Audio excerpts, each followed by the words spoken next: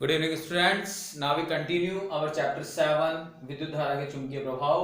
और आज का हमारा टॉपिक है एम्पियर नियम के अनुप्रयोग।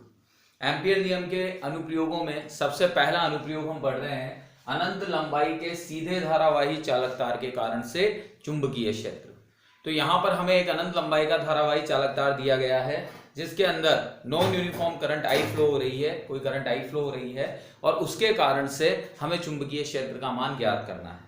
तो एम्पियर ने सबसे पहले अपने नियम के अंदर ये कहा था कि भाई मैग्नेटिक फील्ड हम इवेल्युएट तो कर सकते हैं, लेकिन सबसे पहले आपको एक बंद लूप की कल्पना करनी पड़ेगी। ठीक है, तो यहां पर हम ये कहते हैं कि हमारे पास में एक सीधा लंबा इनफाइनाइट लॉन्ग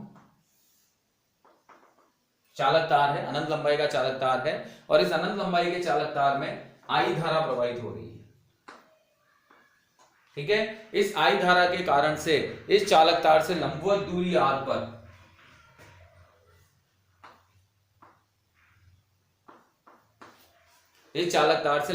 आर पर कोई बिंदु P है जहां पर हमें चुंबकीय क्षेत्र का मान ज्ञात करना है। तो इस दूरी r को हम त्रिज्या मानते हैं और त्रिज्या मानकर एक वृत्ताकार एम्पियर लूप की कल्पना कर लेते हैं। ठीक है, ये वृत्ताकार एम्पियर लूप की हमने कल्पना कर दी। अब सबसे पहली चीज हमें देखनी है कि इस एम्पियर लूप के अंदर मैग्नेटिक फील्ड की डायरेक्शन कैसी होगी। तो अगर हम राइट हैंड थंब रूल लगाते हैं तो हम इस तरह से एक चालक तार को पकड़ते हैं और धारा की दिशा है अंगूठे की दिशा में। तो ये जो मुड़ी हुई उंगलियां हैं, ये मुड़ी हुई उंगलियां किसकी दिशा को प्रदर्शित करती है? चुंबकीय क्षेत्र की दिशा को। दैट मीन्स जो चुंबकीय क्षेत्र की डायरेक्शन होगी वो कुछ इस तरह से होगी।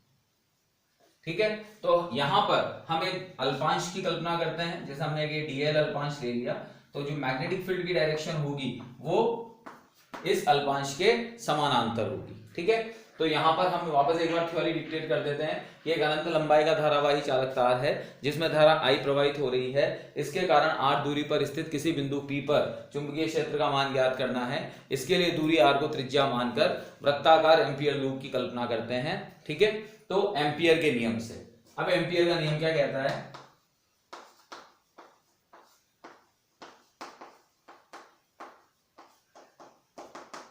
तो एम्पियर के नियम से हम कहते हैं B डॉट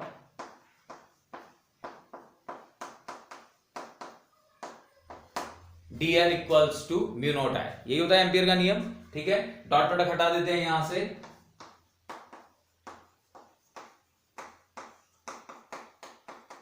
और कुल धारा कितनी है इसमें बह रही है? जो I। ठीक है, अब यहां हम ये देख रहे हैं कि जो B और dl यानी चुंबकीय क्षेत्र और जो लंबाई अल्पांश है वो एक दूसरे के समानांतर है। तो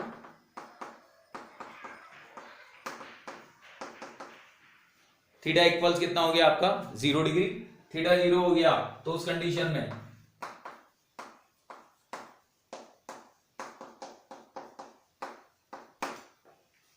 BDL cos 0 equals to mu naught I। अब cos 0 की वैल्यू क्या होती है? 1। अब अगर हम चुंबकीय क्षेत्र की बात करते हैं तो चुंबकीय क्षेत्र की दिशा हर बिंदु पर किधर की ओर होगी? इस तरह से, बाहर की ओर। दैट मीन चुंबकीय क्षेत्र हर जगह पर यूनिफॉर्म होगा, कांस्टेंट होगा। और अगर ये कांस्टेंट है तो इसे हम बाहर निकाल लेते हैं। ठीक है, डीएल क्या है? अल्पांश। अल्पांश का जब हम कुल समाकलन करते हैं तो कुल समाकलन इस वृत्ताकार पथ के बराबर आता है। तो जब हम इसका कुल समाकलन करेंगे तो क्या लिखते हैं हम? 2 पाई r। तो b equals to mu naught I upon 2 pi r। और अगर हम दिशा की बात करते हैं तो दिशा कैसी है? Anti clockwise. एंटी क्लॉकवाइज मतलब अगर हम किसी स्क्रू को इस तरह से एंटी क्लॉक घुमाते हैं तो स्क्रू किधर की ओर आएगा? बाहर की ओर। यानी चुंबकीय क्षेत्र की जो दिशा है वो किधर की ओर है? बाहर की ओर। और बाहर की ओर के लिए हम चिन्ह कौन सा लगाते हैं? ये क्रॉस का। तो ये आपका किसी अनंत लंबाई के धारावाही चालक तार के कारण से चुंबकीय क्षेत्र हमें प्राप्त हो गया। अब अगर हम यहां B और R के बीच में ग्राफ प्लॉट करते हैं, देखिएगा, तो अगर हम B और R के बीच में ग्राफ प्लॉट करते हैं तो उस कंडीशन में B और R एक दूसरे के क्या हैं? Inversely proportional. इनवर्सली प्रोपोर्शनल है तो ग्राफ कुछ इस तरह का बनेगा। ठीक है, और अगर हम B और 1/r में ग्राफ प्लॉट करते हैं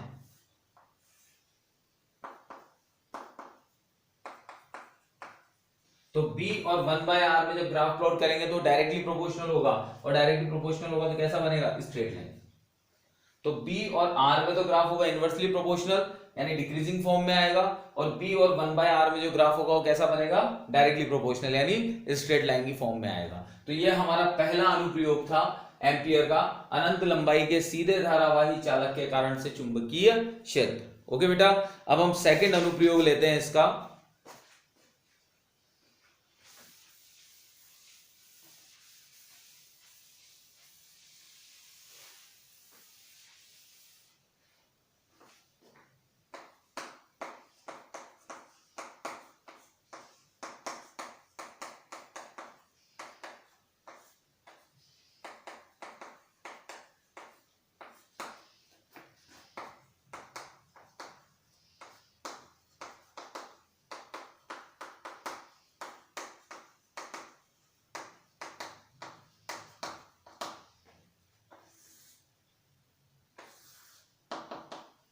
तो सेकंड अनुप्रयोग है अब आपका लंबे बेलनाकार धारावाही चालक के कारण चुंबकीय क्षेत्र, यानी आपको एक लंबा बेलनाकार धारावाही चालक दे रखा है जिसके कारण से हमें चुंबकीय क्षेत्र ज्ञात करना है। ठीक है, तो अब हम कुछ यहाँ पर कंसिडरेशन करते हैं। हम ये कहते हैं हमारे पास में एक r त्रिज्या का कोई एक बेलनाकार चालक है और उस बेलनाकार चालक में धारा I प्रवाहित हो रही है। ठीक है, तो r त्रिज्या का पहले हम एक बेलनाकार चालक बनाते हैं।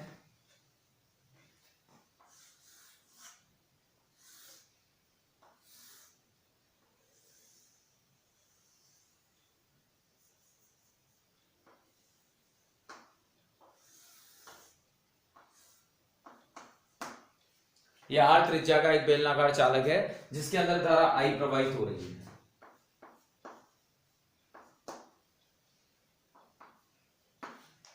ठीक है, तो अब यहां पर हम ये कहते हैं कि इस बेलनाकार चालक के कारण से अब जो यहां पर धारा I है वो धारा I इस चालक के संपूर्ण क्षेत्रफल पर समान रूप से वितरित है, यानी इसका वितरण कैसा है, समान रूप से। और इस चालक से लंबवत दूरी r पर कोई बिंदु P है जहां पर हमें चुंबकीय क्षेत्र का मान ज्ञात करना है। तो अब यहां पर एक क्वेश्चन उठता है कि ये बिंदु P कहां स्थित होगा। तो इस बेलनाकार आकृति में हम इस बिंदु P को तीन अलग अलग स्थितियों में मान सकते हैं। एक तो बेलन के बाहर, एक बेलन की सतह पर और एक बेलन के अंदर, यानी हम तीन अलग अलग स्थितियां ले सकते हैं। बेलन के बाहर ले सकते हैं, बेलन की सतह पर ले सकते हैं और बेलन के अंदर ले सकते हैं। तो सबसे पहला जो पॉइंट हम लेते हैं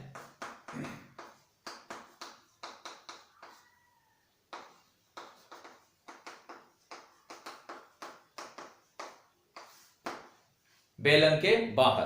तो बेलन के बाहर हम लंबवत दूरी r पर कोई बिंदु P कंसीडर करते हैं। ठीक है, तो इस बिंदु P को सबसे पहले हम क्या करते हैं, इस दूरी r को त्रिज्या मानकर एम्पियर लूप बनाते हैं, वही वृत्ताकार। तो एक वृत्ताकार एम्पियर लूप बना दिया हमने।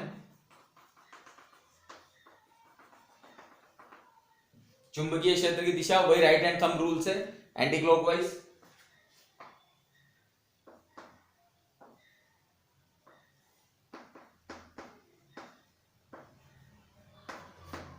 कोई अल्पांश dl ले लेते हैं। ठीक है, तो अब यहां पर वही वापस एम्पियर का नियम लगाते हैं हम। तो एम्पियर नियम से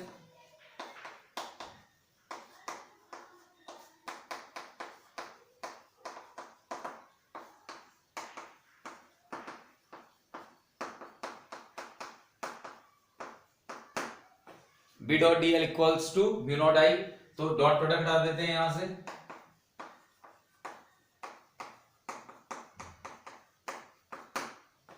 कुल धारा कितनी है इसमें, I। ठीक है, अब अगर हम बी और dl की बात करते हैं तो बी और dl दोनों एक दूसरे के समानांतर हैं।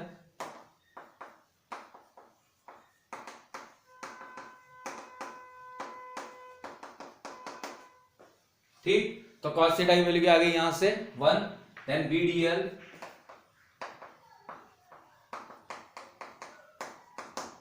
Equals to mu naught I, then b बाहर निकाल लेते हैं इसमें, dl equals to mu naught I। अब dl अल्पांश लंबाई है, मुझे इसके कुल लंबाई के सापेक्ष समाकलन करना है। तो कुल लंबाई किसके बराबर होगी, इस वृत्ताकार लूप की परिधि के। तो b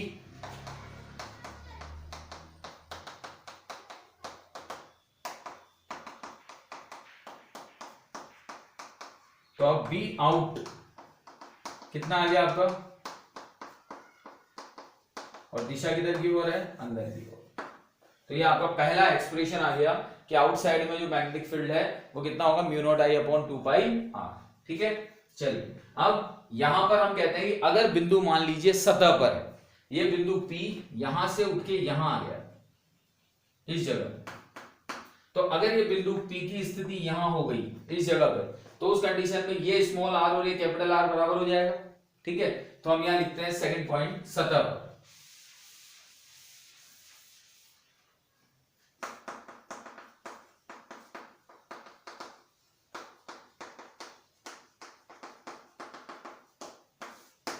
तो बेलन की सतह पर, तो जो समीकरण 1 आपकी आई है,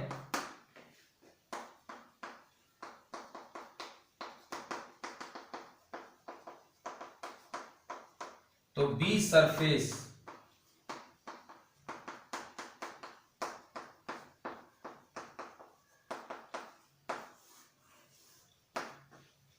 बेलन की सतह पर आपका मैग्नेटिक फील्ड कितना आ गया, mu not I upon 2 pi r. ठीक है, और इसकी डायरेक्शन भी किधर होगी, अंदर की ओर, बाहर की ओर। ठीक, अब तीसरी कंडीशन क्या बन सकती है कि अगर ये पॉइंट यहां अंदर आ जाए, ये पॉइंट कहां आ जाए, अंदर। ठीक है, यानी यहां से और यहां तक की जो डिस्टेंस है वो स्मॉल आर हो जाए, ये बात। ठीक, तो जब अगर ये पॉइंट अंदर आ जाएगा तो वापस हम एक एम्पीयर लूप की कल्पना करेंगे इस तरह से। अब जो टोटल करंट फ्लो हो रही है वो टोटल करंट कितनी है, आई, और जब हम यहां इनसाइड की बात करते हैं तो यहां पर हम करंट की वैल्यू मानते हैं आई डैश। जो इस लूप में करंट फ्लो हो रही है वो कितनी हो रही है, आई डैश। यानी अब जो धारा है वो अनियमित रूप से प्रवाहित हो रही है, असमरूप रूप से प्रवाहित हो रही है, डिस्ट्रीब्यूट हो रही है नॉन यूनिफॉर्म में। तो यहां तो आई था, अब यहां कितना हो गया आपका, आई डैश। ठीक है, तो अब हम वापस एम्पियर्स लॉ लगाते हैं।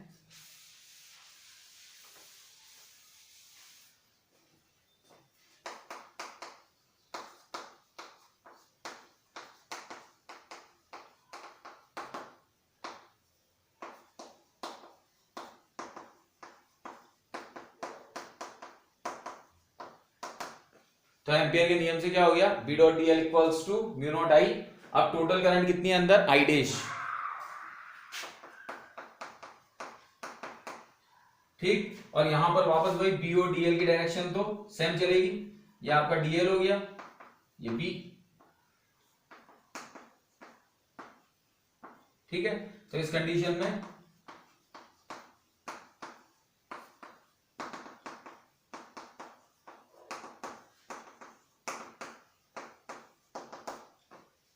ठीक है, तो कॉस थीटा की वैल्यू क्या आ गई आपकी 1।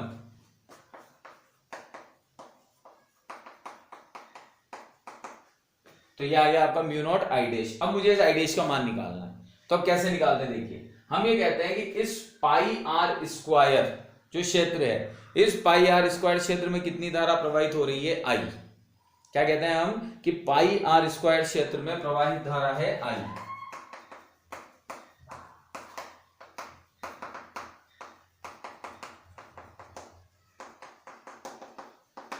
ठीक, अब एकांक क्षेत्र में प्रवाहित धारा,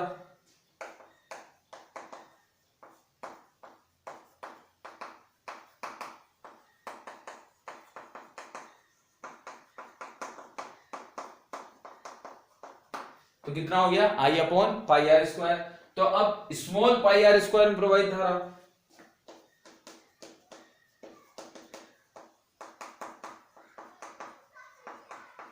तो आई डैश बराबर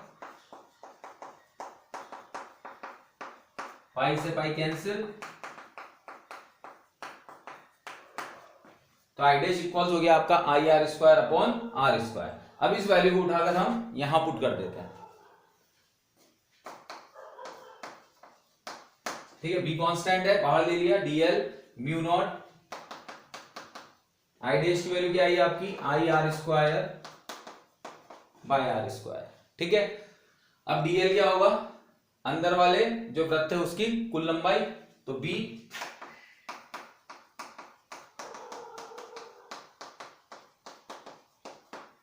एक आर से आर कैंसिल, तो बी इनसाइड इक्वल्स टू,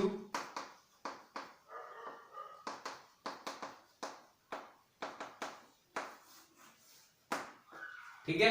तो अब ये तीन केस हमारे सामने आ गए, कौन कौन से, बाहर, सतह पर और अंदर।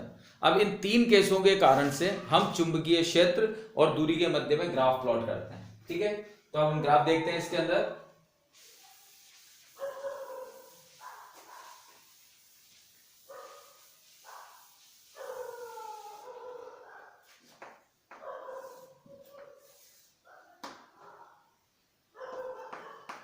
सबसे पहले स्टार्टिंग कहां से होती है, अंदर से।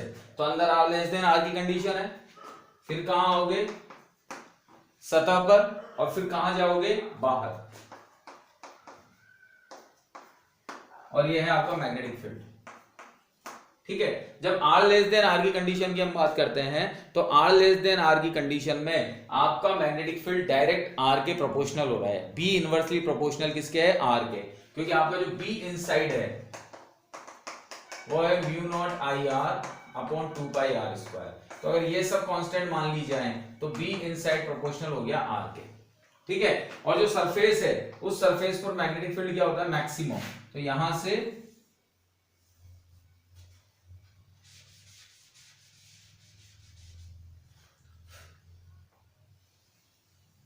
ये स्ट्रेट लाइन ड्रॉ कर देते हैं। तो ये आपकी हो जाएगी बी इनसाइड, ये हो जाएगा आपका बी सरफेस। अब अगर हम आउटसाइड की बात करते हैं, तो आउटसाइड में क्या निकाला था हम लोगों ने,